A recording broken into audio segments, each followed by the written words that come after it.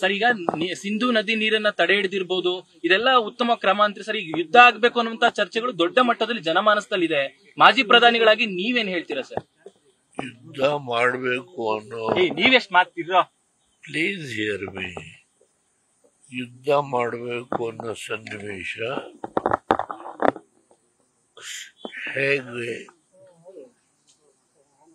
ನಮ್ಮ ದೇಶದ ಪ್ರಧಾನಮಂತ್ರಿಗಳು ಇಡೀ ರಾಷ್ಟ್ರದ ನಾಯಕತ್ವ ಅಷ್ಟೇ ಅಲ್ಲ, ವಿಶ್ವದಲ್ಲಿ ಅವರಿಗೆ ಗೌರವ ಇದೆ.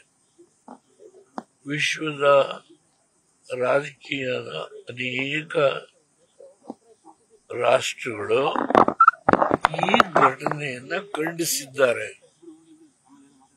ಬೆಂಬಲ ವ್ಯಕ್ತಪಡಿಸಿದ್ದಾರೆ. ಅದರಲ್ಲಿ ಟ್ರಂಪ್ ಫಸ್ಟ್ ಟೈಮ್ ಅದರಲ್ಲೇ ಅವರು ರಿಯಾಕ್ಟ್ ಮಾಡಿದ್ದಾರೆ.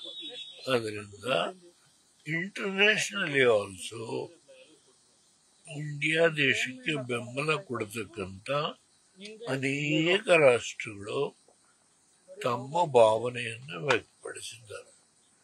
ಅದರಿಂದ ಮುಂದೆ ಏನಾಗಬಹುದು ಅನ್ನೋದ್ರ ಬಗ್ಗೆ ನಾನು ಈ ನಿಮಿಷದಲ್ಲಿ ಹೇಳಲಿಕ್ಕಾಗಲ್ಲ.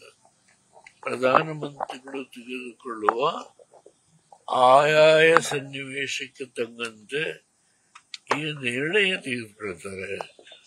ಅದಕ್ಕೆ ಇಡೀ ರಾಷ್ಟ್ರದ ಜನತೆ, ನಾನೊಬ್ಬ ಅಲ್ಲ, ಎಲ್ಲರೂ ವಿಶ್ವಾಸ ಇಟ್ಕೊಂಡಿದ್ದಾರೆ. ಇದರಲ್ಲಿ ರಾಜಕೀಯ ಮಿಕ್ಸ್ ಮಾಡಬಾರದು.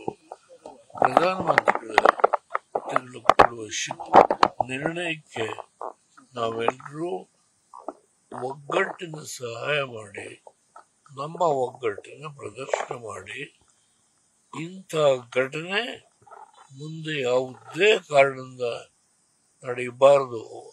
ಅವ್ರು ಯಾರು ಮಾಡಿದ್ದ ಅವರನ್ನ ಅಂತಿಮವಾಗಿ ಪತ್ತೆ ಹಚ್ಚಿ ಅವರಿಗೆ ಶಿಕ್ಷೆ ಕೊಡೋವರಿಗೆ ಯಾರು ಹಿಂದಿದ್ದಾರೋ ಅವರು ಕೂಡ ಶಿಕ್ಷೆ ಕೊಡುವುದಕ್ಕೆ ಪ್ರಧಾನಮಂತ್ರಿಗಳು ಏನು ನಿರ್ಣಯ ತಗೊಳ್ತಾರೆ, ರಕ್ಷಣಾ ಸಚಿವರು, ಗೃಹ ಸಚಿವರು ಏನು ನಿರ್ಣಯ ತೆಗೆದುಕೊಳ್ತಾರೆ, ಇದಕ್ಕೆ ನಾವು ನಮ್ಮ ಪಕ್ಷ ನಾವು ಭದ್ರಾಗಿದ್ದೇವೆ.